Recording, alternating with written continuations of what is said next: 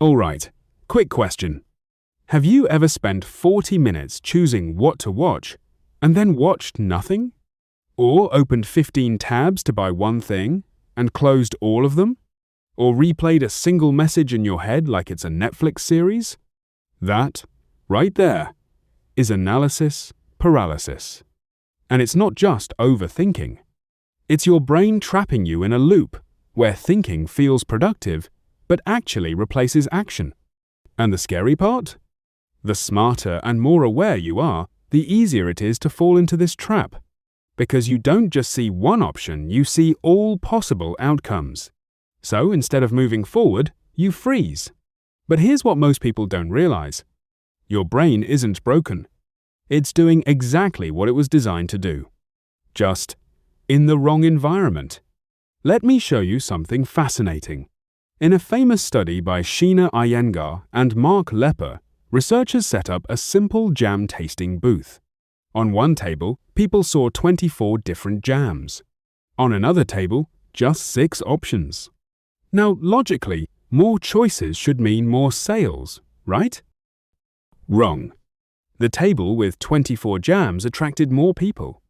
But the table with 6 jams generated 10x more purchases. Same product, same people, just fewer choices, more action. When choice is demotivating, that's your brain. It doesn't thrive on unlimited options. It gets overwhelmed by them. And when that happens, 3 powerful systems kick in. First, your brain's idle mode, called the default mode network. This is the part responsible for daydreaming, imagining the future, replaying the past. Sounds harmless. But when you're stuck, it turns into a loop machine. What if this goes wrong? What if there's a better option? What if I regret this? Same thoughts, different angles, no action. Then your amygdala, your brain's fear center, steps in. And here's where it gets serious. Your brain starts treating decisions like threats, even small ones. There's actually a study from University College London showing that uncertainty creates more stress than knowing something bad will happen. Let that sink in. Your brain would rather know something bad is coming than deal with the discomfort of not knowing. Uncertainty and anticipation in anxiety. So what does your brain do? It freezes. Not because you're lazy, but because it thinks it's protecting you. And then comes the final trap. Perfectionism. You start believing there's a perfect choice out there. And if you just think a little longer, research a little more, compare a little deeper, you'll find it. But you won't, because the perfect choice doesn't exist. And the longer you chase it, the more stuck you become. So how do you break out of this? Not by thinking more, but by changing how your brain approaches decisions.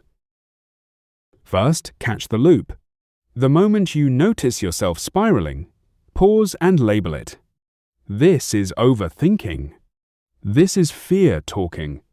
This is me trying to be perfect. This creates something called psychological distance. Instead of being inside the thought, you step outside it, and that alone weakens its grip. Second, limit your thinking, because unlimited thinking equals unlimited anxiety. Give yourself a rule. I have 10 minutes to decide. Or, I can only compare 3 options. This works because your brain performs better under constraints. In fact, research in decision science shows that constraints reduce cognitive overload and increase clarity. Too much freedom isn't freedom, it's friction. Third, get out of your head and into your senses. Because overthinking only exists in your mind. Try this.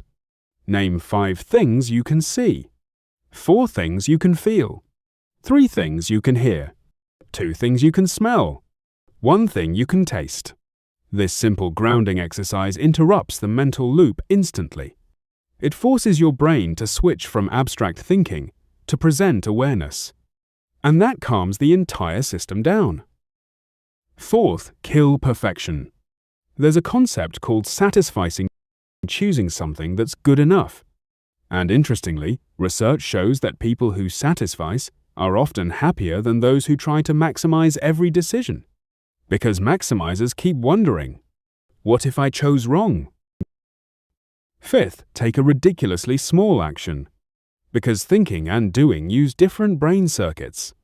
And action breaks the loop instantly. There's a productivity rule by David Allen called the 2-minute rule. If something takes less than 2 minutes, do it immediately. Or shrink the task until it does. Not plan my future. Just open the document. Write one sentence. Search one option. Momentum beats clarity. Every time. And finally, stop treating decisions like final answers. Start treating them like experiments. There's a famous story about Jeff Bezos at Amazon. He talks about making decisions with 70% of the information, because waiting for 100% is too slow. And in most cases, decisions are reversible. So instead of asking, what's the perfect choice? Ask, what's the next step I can test? That one shift removes fear completely. Because now, you're not trying to be right. You're just trying to move forward. So here's your escape plan. Catch the thought. Limit your options. Ground yourself. Choose good enough. Take a tiny action. And treat everything like an experiment.